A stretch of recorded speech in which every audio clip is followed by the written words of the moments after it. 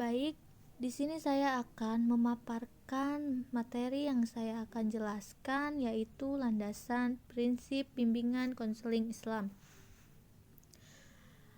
Landasan yaitu dasar pijak utama bimbingan dan konseling Islami adalah Al-Quran dan Sunnah Rasul, sebab keduanya sumber dari segi sumber pedoman hidup umat Islam, seperti disebutkan oleh Nabi Muhammad SAW. Aku tinggalkan sesuatu bagi kalian semua, yang jika kalian selalu berpegang teguh kepadanya, niscaya selama-lamanya tidak akan pernah salah langkah, tersesat jalan. Sesuatu itu yakin kitabullah dan sunnah Rasulnya. Hadis riwayat Ibnu Majah. Al-Quran dan sunnah Rasul dapatlah diistilahkan sebagai landasan ideal, konseptual bimbingan dan konseling Islami. Dari Al-Quran dan sunnah Rasul itu gagasan, tujuan, dan konsep-konsep pengertian makna hakiki bimbingan dan konseling bersumber jika Al-Quran dan sunnah Rasul merupakan landasan utama yang dilihat dari sudut asal-usulnya, merupakan landasan nakliyah, adalah filsafat dan ilmu. Dalam hal ini, filsafat Islam dan Islami atau landasan ilmiah yang sejalan dengan ajaran Islam. Ada juga landasan filosofis Islam yang penting, artinya bagi bimbingan dan konseling Islam antara lain adalah: yang pertama, falsafah tentang dunia manusia, yaitu citra manusia. Yang kedua, falsafah tentang dunia dan kehidupan. Yang ketiga, falsafah tentang pernikahan keluarga. Yang keempat, falsafah tentang pendidikan. Yang kelima, falsafah tentang masyarakat dan hidup kemasyarakatan. Yang terakhir, falsafah tentang upaya mencari nafkah atau falsafah kerja. Selanjutnya yaitu sedangkan menurut Faqih, landasan filosofis Islam bagi bimbingan dan konseling Islam antara lain: yang pertama, falsafah tentang dunia manusia, yaitu citra manusia. Yang kedua yaitu falsafah tentang dunia dan kehidupan. Yang ketiga, falsafah tentang pernikahan dan keluarga. Yang terakhir yaitu falsafah tentang pendidikan. Selanjutnya, saya akan memaparkan tentang metode atau teknik bimbingan dan konseling Islam. Islam banyak mempergunakan banyak metode konseling, yang diantaranya sebagai berikut. Yang pertama, metode keteladanan, yang digambarkan dengan suri tauladan yang baik, sebagaimana firman Allah dalam surat Al-Ahzab ayat 21 yang artinya, sungguh telah ada pada diri Rasul itu suri tauladan yang baik bagimu, yaitu bagi orang yang mengharap rahmat Allah dan kedatangan hari kiamat dan banyak mengingat Allah. Selanjutnya ada juga metode penyadaran, yang banyak menggunakan ungkapan-ungkapan nasihat dan juga at-tarhib wa tarhib, janji dan ancaman, dalam firman surat Al-Hajj ayat 1-2. Selanjutnya ada juga metode penalaran logis, yang berkisar tentang dialog dengan akal dan perasaan individu, sebagaimana dalam surat Al-Hujurat ayat 12 yang artinya, wahai orang-orang yang kita beriman, jauhilah dari prasangka buruk kepada manusia yang tidak disertai bukti atau tanda-tanda. Selanjutnya yaitu ada metode kisah, yaitu cerita. Al-Quran banyak merangkum kisah para nabi serta dialog yang kita informasikan sangkilen, dan juga menjadi suri tauladan yang baik bagi sangkilen. Dasar konseling sebagai suatu seruan untuk berbuat baik, melarang perbuatan buruk, suatu perbuatan yang mengikhlaskan demi mengharapkan keridoannya. Diikhlaskan mengharapkan. Dasar konseling sebagai suatu kerusakan dan kedirian suatu perbuatan. Langkah-langkah bimbingan konseling Islam. Dalam bimbingan dan konseling Islam, ada beberapa langkah-langkah yang harus dilakukan. Yang pertama, menciptakan hubungan psikologis yang ramah, hangat, dan akrab antara konselor dan konseli. Yang kedua, meyakinkan konseli akan terjaganya rahasia dari apapun yang dibicarakan dalam proses konseling, sepanjang konseli tidak menghendaki diketahui orang lain. Jadi, jika konseli tidak ingin orang lain mengetahui tentang kasusnya, maka konselor harus dapat meyakinkan bahwa dia akan menjaga rahasia konseli. Lalu yang ketiga, identifikasi masalah. Langkah ini dimaksudkan untuk mengetahui masalah beserta gejala-gejala yang nampak. Yang keempat, diagnosa. Diagnosa adalah langkah untuk menetapkan masalah yang dihadapi beserta latar belakangnya. Yang kelima, mendorong konseli untuk bermuhasabah. Konselor perlu mengajak konseli untuk mengevaluasi diri apakah ada kewajiban yang belum dilakukan, adakah sikap dan perilaku yang salah, dan sudahkah jiwanya bersih dari berbagai penyakit hati. Lalu yang keenam, prognosa. Prognosa merupakan langkah untuk menetapkan jenis bantuan apa yang akan dilakukan untuk menyelesaikan masalah. Yang ketujuh, terapi atau treatment. Konselor akan melakukan pelaksanaan bantuan apa yang sudah ditetapkan dalam langkah prognosa. Lalu yang kedelapan, mendorong konseli untuk menerima kehidupan yang diberikan oleh Allah dengan penuh keikhlasan. Yang kesembilan, mendorong konseli untuk selalu bersandar kepada Allah Subhanahu wa Ta'ala dan senantiasa berdoa meminta bantuan kepadanya. Yang kesepuluh, mendorong konseli untuk mengambil keputusan strategis. Yang kesebelas, mengarahkan konseli agar selalu bersikap dan berperilaku Islami sehingga terbentuk sikap dan perilaku yang sesuai dengan Quran dan hadis. Terakhir yaitu evaluasi atau follow up. Langkah ini bertujuan untuk mengetahui sejauh mana bimbingan konseling yang telah dilakukan mencapai hasilnya. Dalam langkah follow up atau tindak lanjut, konselor akan melihat perkembangan konseli selanjutnya dalam jangka waktu yang lebih jauh. Asas-asas bimbingan konseling Islam. Asas-asas bimbingan dan konseling Islam merupakan ketentuan yang harus diterapkan dalam penyelenggaraan pelayanan konseling. Menurut Ainur Rahim Faqih, Aswadi, Iyadah, dan Takziah, asas-asas pelaksanaan bimbingan dan konseling Islam terbagi sebagai berikut. Yang pertama, asas kebahagiaan dunia dan akhirat. Kebahagiaan di dunia bersifat sementara, sedangkan yang abadi adalah di akhirat. Lalu yang kedua, asas fitrah manusia. Yang ketiga, asas lillahi ta'ala. Bimbingan dan konseling Islam diselenggarakan semata-mata karena Allah. Konsekuensi dari asas ini berarti pembimbing melakukan tugasnya dengan penuh keikhlasan tanpa pamrih. Sementara yang dibimbing pun menerima atau meminta bimbingan atau konseling dengan ikhlas dan rela. Karena semua pihak merasa bahwa yang dilakukan adalah untuk mengabdi kepada Allah semata, sesuai dengan fungsi dan tugasnya sebagai makhluk Allah yang harus senantiasa mengabdi kepadanya. Yang keempat, asas bimbingan seumur hidup. Manusia hidup di dunia ini tidak ada yang sempurna dan tidak selalu bahagia. Dalam kehidupannya, mungkin saja manusia akan menjumpai berbagai kesulitan dan kesusahan. Oleh karena itu, maka bimbingan dan konseling Islam diperlukan selama hayat di kandung badan. Yang kelima, asas kesatuan jasmani dan rohani. Citra manusia menurut Islam dalam hidupnya merupakan satu kesatuan jasmaniah dan rohaniah. Bimbingan konseling Islam memperlakukan konselinya sebagai makhluk jasmaniah dan rohaniah, tidak memandangnya dengan makhluk rohaniah saja. Akan tetapi membantu individu untuk hidup dalam keseimbangan jasmani dan rohaninya. Yang keenam, asas keseimbangan rohaniah. Yang ketujuh, asas kemajuan individu. Bimbingan dan konseling Islam berlangsung pada citra manusia. Islam memandang bahwa seorang individu merupakan suatu eksistensi tersendiri. Individu mempunyai hak, mempunyai perbedaan individu dari apa yang lainnya, dan mempunyai kemerdekaan pribadi sebagai konsekuensi dari haknya dan kemampuannya fundamental potensi rohaniahnya. Lalu yang kedelapan, asas kekhalifahan manusia. Sebagai khalifah, manusia harus memelihara keseimbangan. Sebab problem-problem kehidupan seringkali muncul dari ketidakseimbangan yang diperbuat oleh manusia itu sendiri. Yang kesembilan, asas keselarasan dan keadilan. Islam menghendaki keharmonisan, keselarasan, dan keseimbangan, keserasian dalam segala segi. Dengan kata lain, Islam menghendaki manusia berlaku adil terhadap hak dirinya sendiri, hak orang lain, dan hak alam semesta juga hak Tuhan. Yang ke-10, asas pembinaan akhlakul karimah. Yang ke-11, asas kasih sayang. Yang ke-12, asas saling menghargai dan menghormati. Dalam bimbingan dan konseling Islam, kedudukan antara konselor dan konseli pada dasarnya sama atau sederajat. Perbedaannya hanya terletak pada fungsinya saja, yakni konselor sebagai pihak yang memberikan bantuan dan konseli sebagai pihak yang menerima bantuan.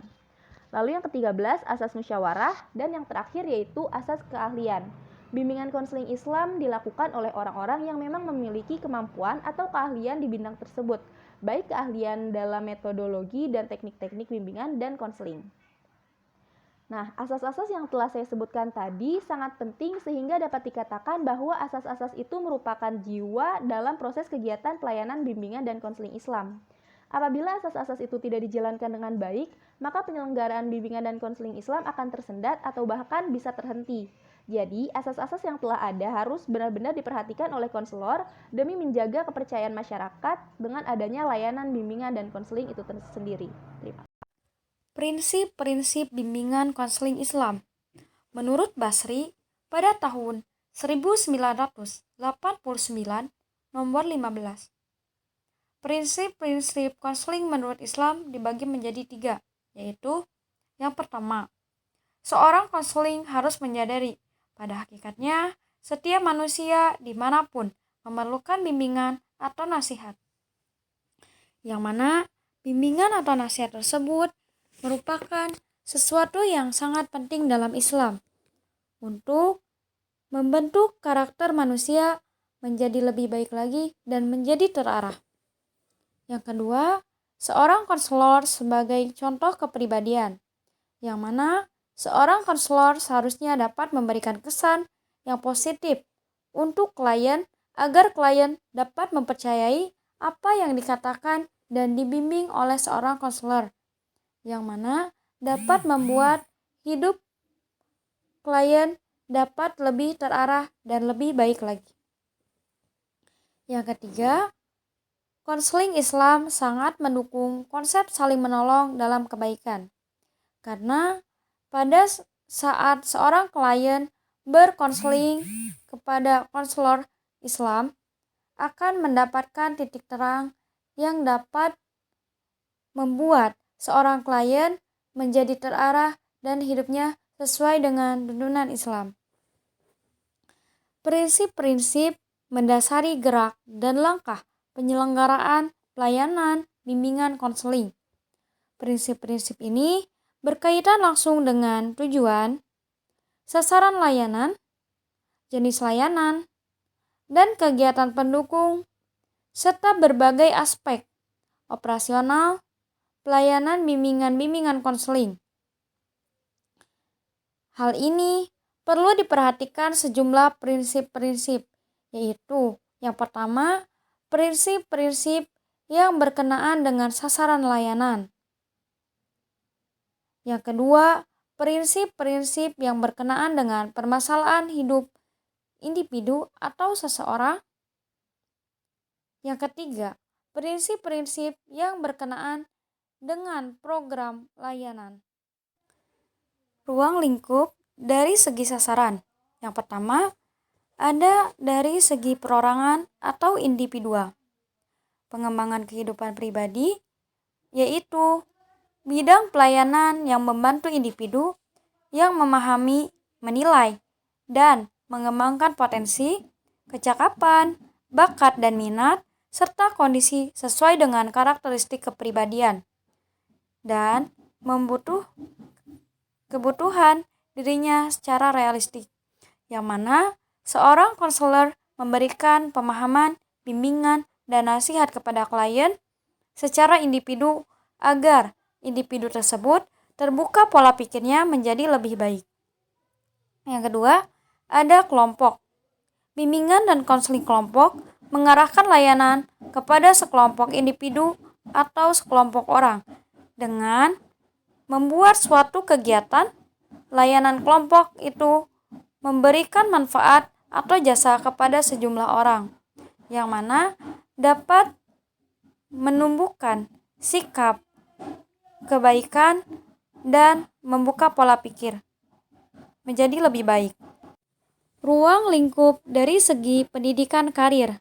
Ruang lingkup bimbingan karir di sekolah dasar merupakan ruang lingkup bimbingan konseling yang dilakukan di dalam sekolah, yang mana seluruh aspek mencakup tentang isi bimbingan konseling karir. Intinya, di mana ada manusia, di situ ada bimbingan dan konseling tentang karir. Isi bimbingan konseling untuk kelas-kelas rendah seperti kelas 1 SD, kelas 2, dan kelas 3 SD, yaitu yang pertama, mengenalkan perbedaan antar kawan sebaya. Sebagaimana yang telah kita ketahui, setiap manusia memiliki perbedaan masing-masing, baik itu dari segi fisik, suku, bahasa, agama, dan lainnya. Yang kedua, menggambarkan perkembangan diri siswa. Jadi, seorang konselor memberikan pemahaman kepada siswa, menasehati siswa agar siswa tidak terjerumus ke dalam hal-hal yang tidak baik, serta siswa terbuka pola pikirnya menjadi pribadi yang lebih baik.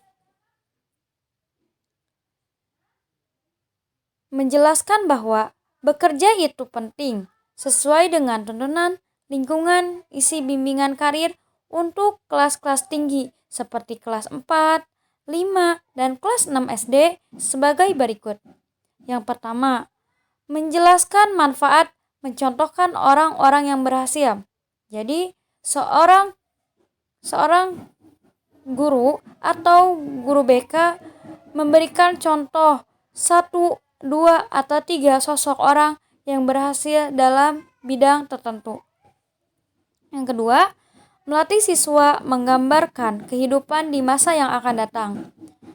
Seorang klien diberikan motivasi atau nasihat oleh guru BK atau bimbingan konseling agar kehidupan di masa yang akan datangnya menjadi lebih baik lagi dan terarah. Yang ketiga, melatih siswa melihat hubungan antara minat dan kemampuan. Jadi, siswa dibimbing oleh guru bimbingan konseling untuk menemukan dan menentukan minat, bakat sesuai dengan kemampuan yang telah dimiliki oleh seorang siswa, agar minat dan bakat siswa terarah sesuai dengan apa yang dimilikinya. Pelayanan bimbingan konseling. Prinsip-prinsip ini berkaitan langsung dengan tujuan, sasaran layanan, jenis layanan, dan kegiatan pendukung, serta berbagai aspek operasional pelayanan bimbingan konseling. Hal ini perlu diperhatikan sejumlah prinsip-prinsip, yaitu yang pertama, prinsip-prinsip yang berkenaan dengan sasaran layanan. Yang kedua, prinsip-prinsip yang berkenaan dengan permasalahan hidup individu atau seseorang. Yang ketiga, prinsip-prinsip yang berkenaan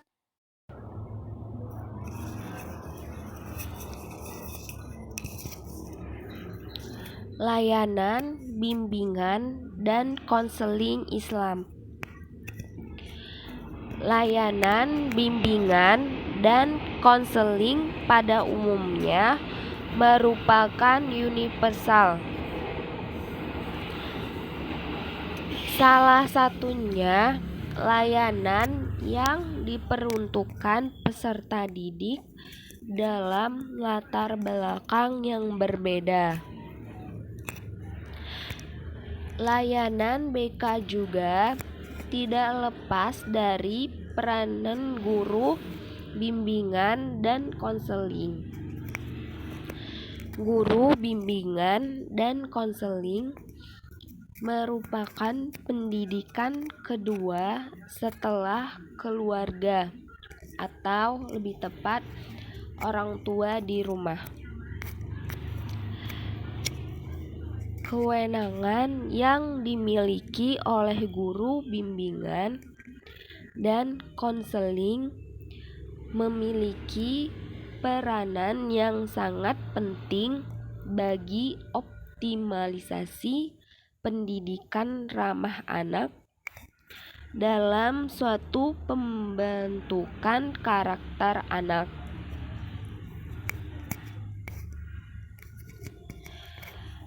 Selanjutnya, ruang lingkup dari segi pelayanan. Yang pertama, pelayanan bimbingan konseling di sekolah.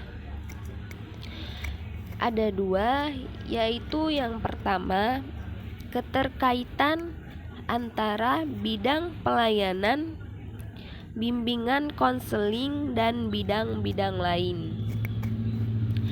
Yang kedua, tanggung jawab konselor pada sekolah.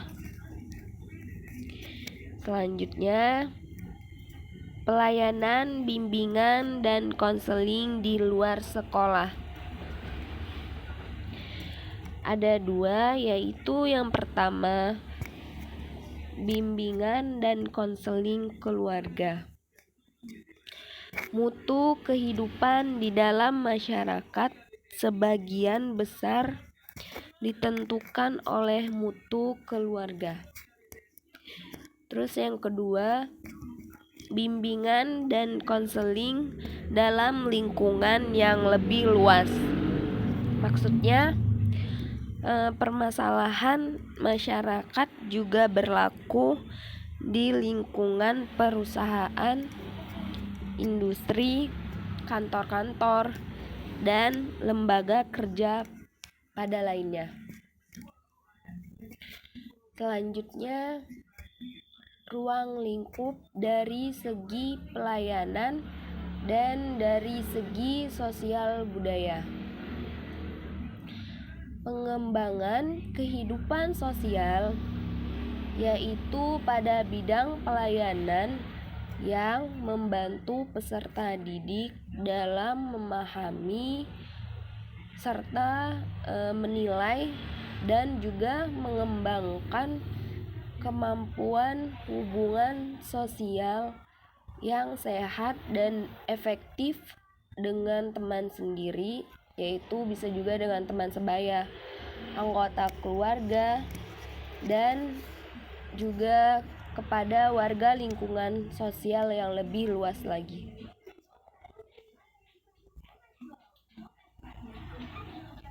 Ruang lingkup dari segi sasaran. Yang pertama, ada dari segi perorangan atau individual. Pengembangan kehidupan pribadi, yaitu bidang pelayanan yang membantu individu yang memahami, menilai, dan mengembangkan potensi, kecakapan, bakat dan minat, serta kondisi sesuai dengan karakteristik kepribadian dan kebutuhan dirinya secara realistik, yang mana seorang konselor memberikan pemahaman, bimbingan, dan nasihat kepada klien secara individu agar individu tersebut terbuka pola pikirnya menjadi lebih baik. Yang kedua, ada kelompok. Bimbingan dan konseling kelompok mengarahkan layanan kepada sekelompok individu atau sekelompok orang dengan membuat suatu kegiatan.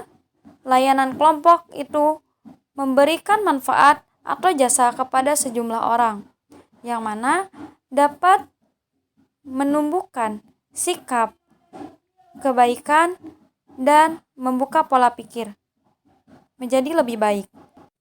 Ruang lingkup dari segi pendidikan karir.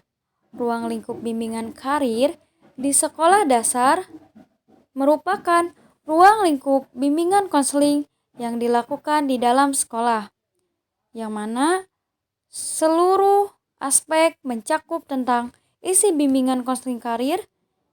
Intinya, di mana ada manusia, di situ ada bimbingan dan konseling tentang karir.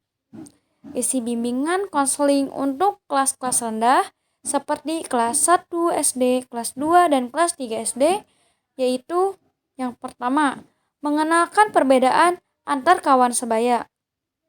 Sebagaimana yang telah kita ketahui, setiap manusia memiliki perbedaan masing-masing, baik itu dari segi fisik, suku, bahasa, agama, dan lainnya. Yang kedua, menggambarkan perkembangan diri siswa. Jadi, seorang konselor memberikan pemahaman kepada siswa, menasehati siswa agar siswa tidak terjerumus ke dalam hal-hal yang tidak baik, serta siswa terbuka pola pikirnya menjadi pribadi yang lebih baik. menjelaskan bahwa bekerja itu penting sesuai dengan tuntunan lingkungan isi bimbingan karir untuk kelas-kelas tinggi seperti kelas 4, 5, dan kelas 6 SD sebagai berikut. Yang pertama, menjelaskan manfaat mencontohkan orang-orang yang berhasil. Jadi, seorang guru atau guru BK memberikan contoh 1, 2, atau 3 sosok orang yang berhasil dalam bidang tertentu. Yang kedua, melatih siswa menggambarkan kehidupan di masa yang akan datang. Seorang klien diberikan motivasi atau nasihat oleh guru BK atau bimbingan konseling agar kehidupan di masa yang akan datangnya menjadi lebih baik lagi dan terarah. Yang ketiga, melatih siswa melihat hubungan antara minat dan kemampuan.